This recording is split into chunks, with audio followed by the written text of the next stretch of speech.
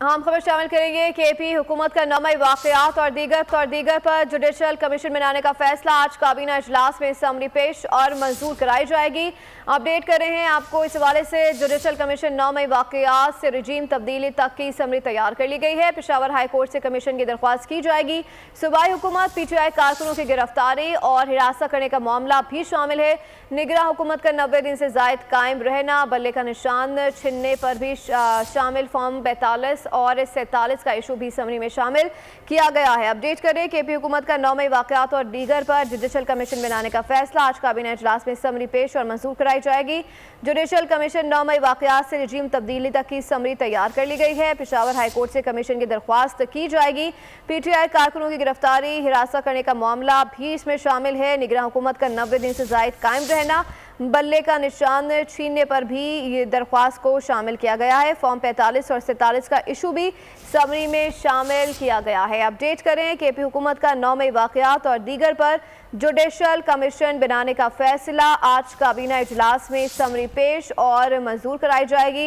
हुकूमत के मुताबिक पेशावर में जुडिशल कमीशन नौमाही वाक़यात से रजीम तब्दीली तक की समरी तैयार कर ली गई है और पेशावर हाई कोर्ट से कमीशन की दरख्वास्त की जाएगी। सूबाई हुकूमत के मुताबिक PTI कारकुनों की गिरफ्तारी, हिरासत करने का मामला भी इसमें शामिल है। निगरां हुकूमत का 90 दिन से जायद कायम। मज़ीद जाने थे ब्यूरो चीफ पेशावर जायशा शराजी से।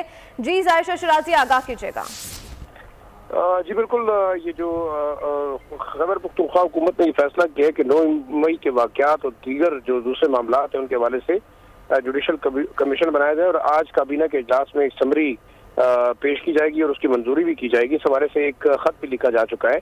जुडिशल कमीशन जो है 9 मई के वाक़यात से लेकर रजीम तब्दीली जो कि तहरीक इंसाफ का दावा है कि समरी जो है उस हवाले से तैयार की जाएगी। समरी काबीना से मंजूरी के बाद पेशावर हाई कोर्ट से कमीशन की दरख्वास्त करेगी और ये मुतालबा करेगी कि बाकायदा जुडिशल कमीशन बनाया जाए जिसमें 9 मई के वाक़यात में PTI कारकुनों की गिरफ्तारी और जो दूसरे मामला हैं, हरासा करने के मामला हैं, FIR के मामला हैं, वज़ीर आला खैबर पख्तूनख्वा समेत जो दूसरी सीधा PTI लीडरशिप है उनकी गिरफ्तारियां और मुख्तलिफ जेलों में उनको टॉर्चर बनाने के हवाले से भी इसमें जिक्र किया गया है। ये भी फैसला किया गया है कि निगरान हुकूमत का जो दौरानिया था वो 90 दिन था, लेकिन इससे जायद हुकूमत रही है और उसके दौरान कई ऐसे गैर कानूनी फैसले किए गए हैं जो बकौल उनके आइन और कानून की खिलाफ वर्जी है। इसके अलावा से भी जुडिशल कमीशन से मुतालबा किया जाएगा कि वो फैसले करे।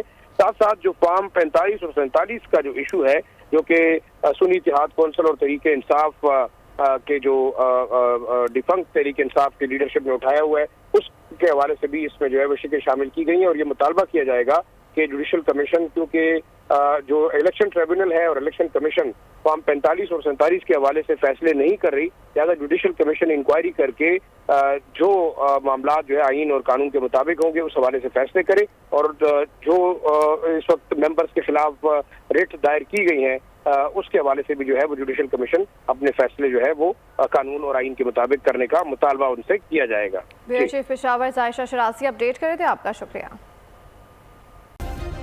सब्सक्राइब करें और बेल दबाएं ताकि कोई खबर रह न जाए।